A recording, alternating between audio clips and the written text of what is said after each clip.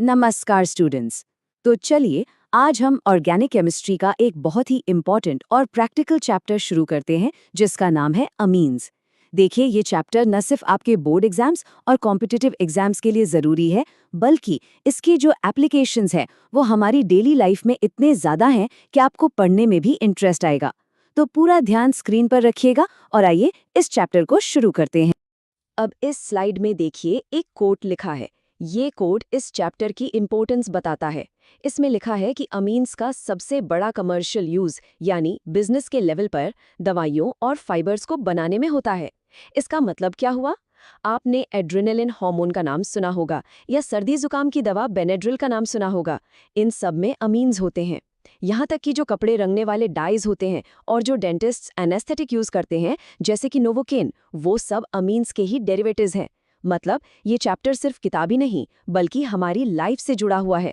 तो इस स्लाइड का मेन आइडिया ये था कि अमीन्स हमारे आसपास मेडिसिन से लेकर कपड़ों तक हर जगह मौजूद हैं। तो अब हम इस स्लाइड में इस चैप्टर के फंडामेंटल्स यानी इसकी नींव पर आते हैं। देखिए, किसी भी ऑर्गेनिक कंपाउंड के रिएक्शन समझने से पहले उसका ब्लूप्रिंट यानी उसका स्ट्रक्चर कैसा है और उसको क्लासिफाई कैसे करते हैं ये समझना बहुत जरूरी है। तो अब हम अमीन्स के स्ट्रक्चर और क्लासिफिकेशन को डिटेल में देखेंगे। अब इस स्लाइड में हम अमीन्स की डेफिनेशन देखेंगे। तो सवाल उठता है, अमीन्स आखिर हैं क्या? देखिए बहुत सिंपल है। हम सब अमोनिया मॉलिक्यूल यानी NH3 को जानते हैं। अमोनिया में नाइट्रोजन के साथ 3 हाइड्रोजन एटम्स जुड़े होते हैं। अगर आप इन 3 हाइड्रोजन एटम्स में से एक या दो या तीनों को किसी अल्काइल ग्रुप जैसे मीथाइल, इथाइल या किसी एराइल ग्रुप जैसे बेंजीन रिंग से रिप्लेस कर दें तो जो नया कंपाउंड बनेगा बस उसी को अमीन कहते हैं। सिंपल सी बात है, अमीन्स अमोनिया के डेरिवेटिव्स हैं। तो इस स्लाइड का मेन आइडिया ये था कि अमीन्स अमोनिया से ही बनते हैं जब हम उसके हाइड्रोजन एटम्स को अल्काइल या एराइल ग्रुप से बदल देते हैं। चलिए अब इस स्लाइड में अमीन के 3D स्ट्रक्चर को समझते हैं। ध्यान से स्क्रीन पर देखिए, ये ट्राइमिथाइल अमीन का स्ट्रक्चर है। इसका जो शेप है वो बिल्कुल अमोनिया जैसा यानी पिरामिडल है। यहाँ जो सेंट्रल नाइट्रोजन एटम है वो sp3 हाइब्रिडाइज्ड है और उसके ऊपर एक अनशेयर्ड पेयर ऑफ इलेक्ट्रॉन्स यानी एक लोन पेयर बैठा हुआ है। अब VSEPR थ्योरी के अनुसार ये lone pair bond pair repulsion से ज्यादा होता है।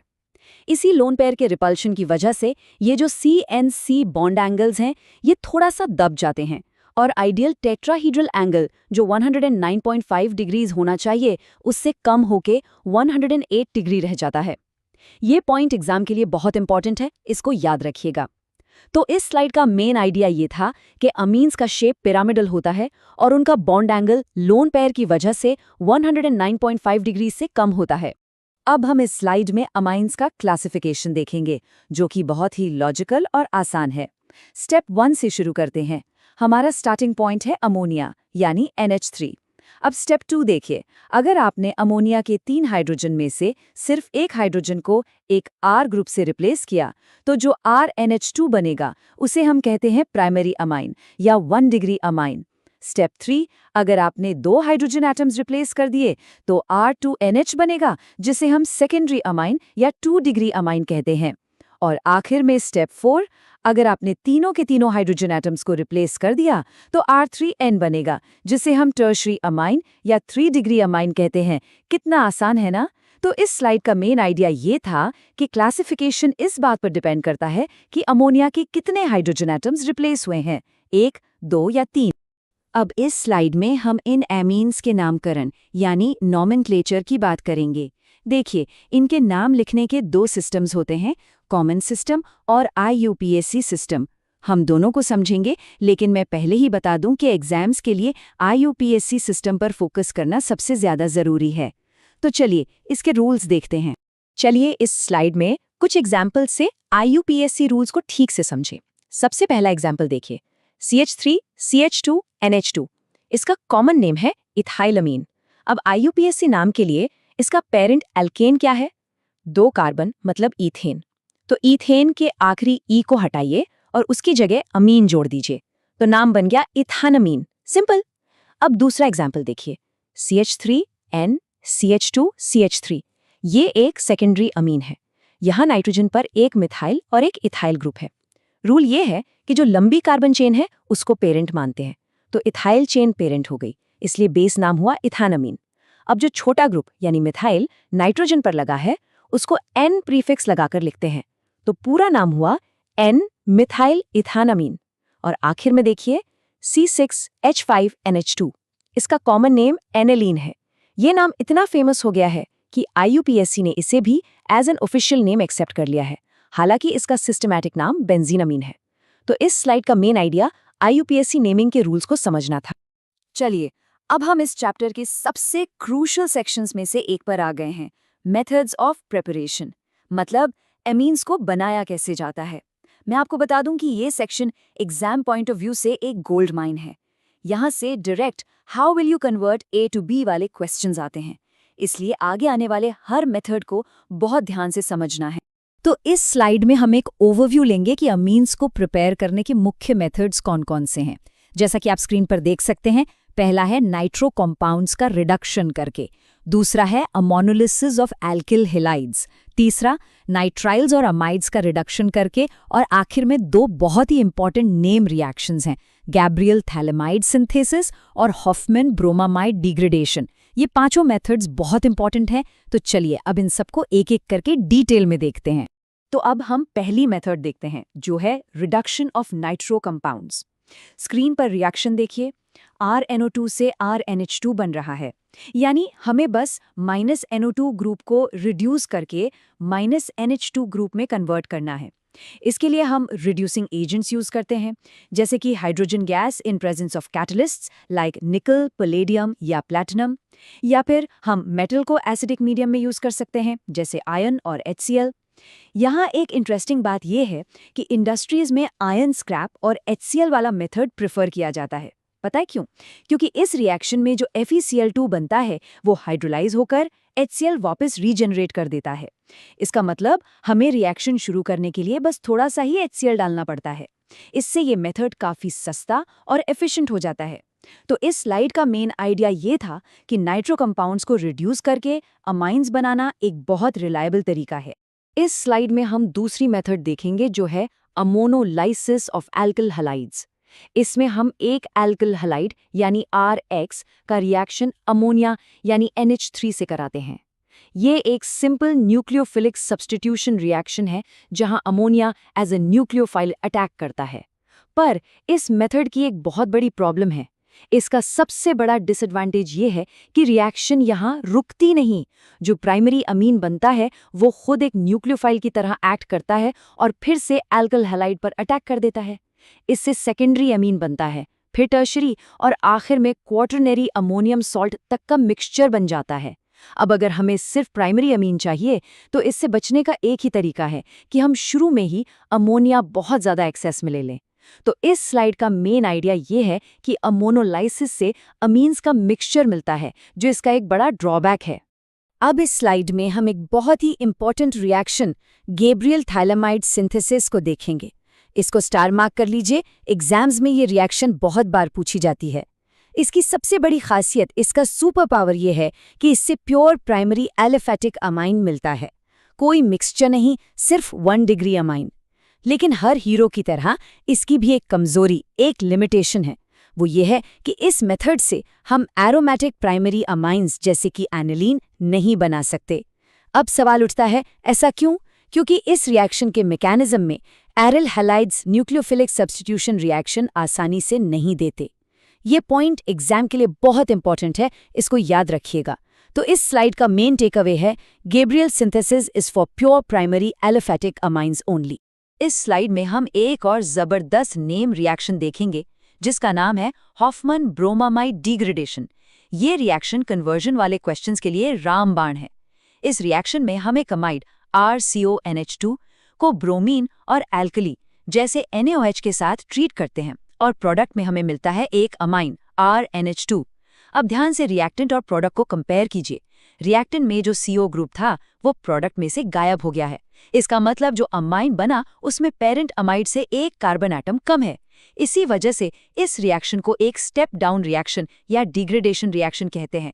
ये पॉइंट हमेशा याद रखिएगा, कन्वर्जन्स में बहुत काम आएगा। तो इस स्लाइड का मेन आइडिया ये था कि हॉफमैन रिएक्शन से एक कार्बन कम वाला अमाइन बनता है। चलिए, अब तक हमने अमीन्स को बनाना सीख लिया है।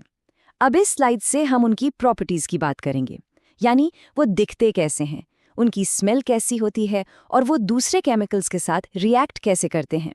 तो पहले हम उनकी फिजिकल प्रॉपर्टीज देखेंगे और उसके बाद उनकी केमिकल प्रॉपर्टीज यानी केमिकल रिएक्शंस पर आएंगे। तो इस स्लाइड में हम कुछ मुख्य फिजिकल प्रॉपर्टीज देखते हैं। पहला पॉइंट है इनकी ओडर यानी स्मेल। जो लोअर एलिफैटिक अमीन्स होते हैं उनकी स्मेल काफी हद तक फिशी यानी मछली जैसी होती है। दूसरा पॉइंट है सॉल्युबिलिटी।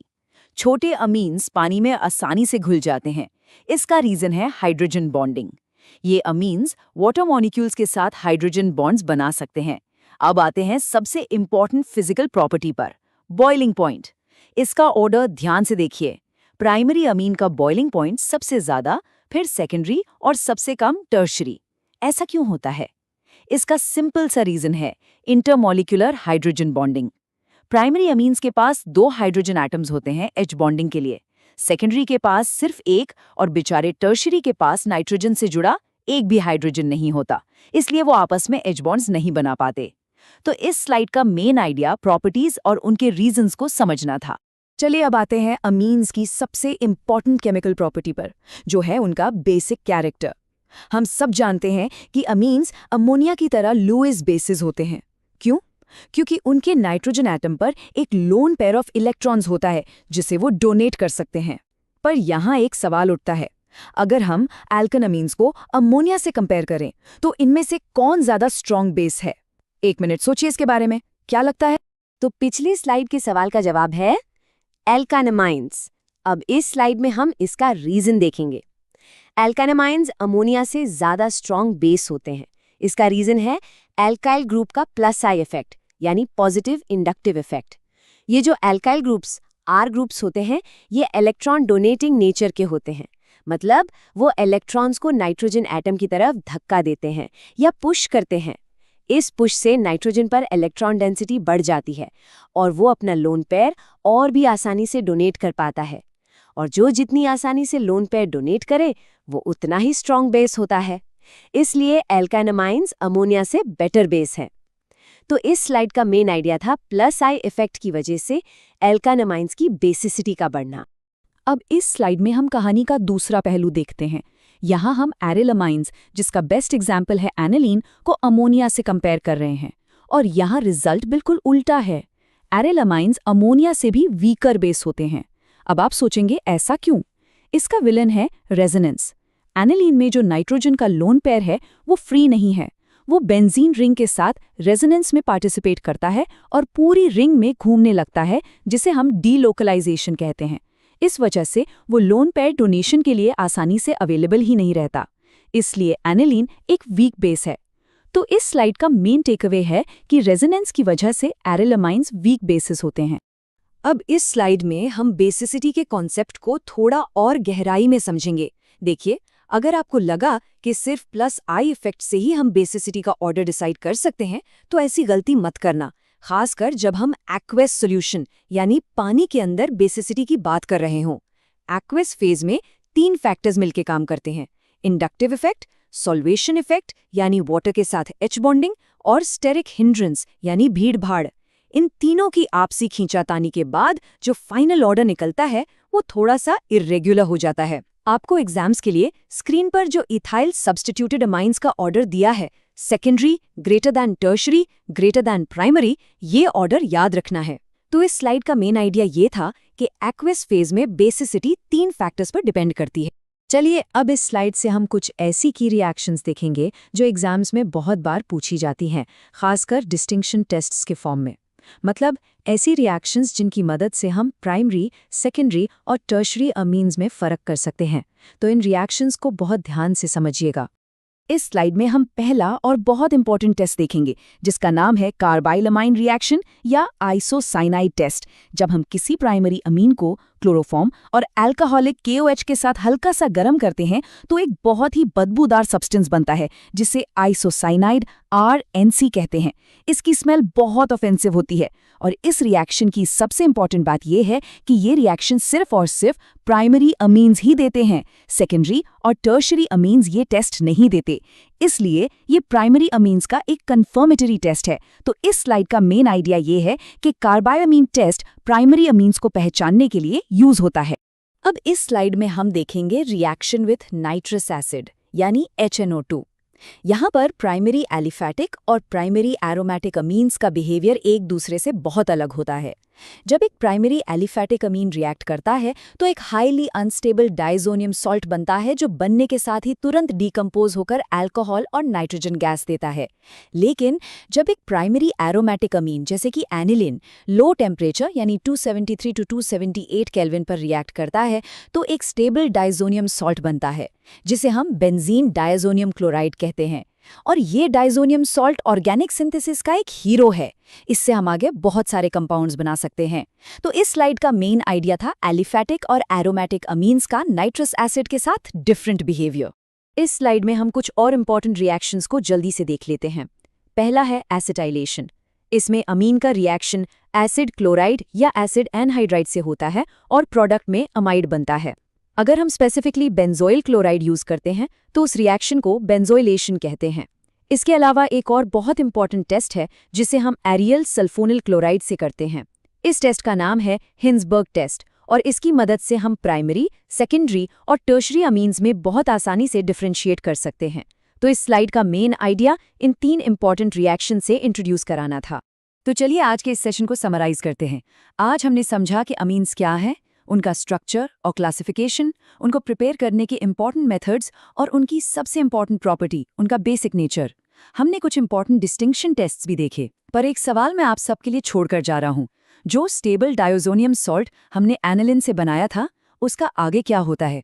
वो कैसे एक मास्टर की या एक गेटवे की तरह काम करता है जिससे हम एरोमेटिक कंपाउंड्स की एक पूरी नई दुनिया बना सकते हैं? इसके बारे में जरूर सोचिए क्योंकि यही हमारे अगले टॉपिक का फाउंडेशन है।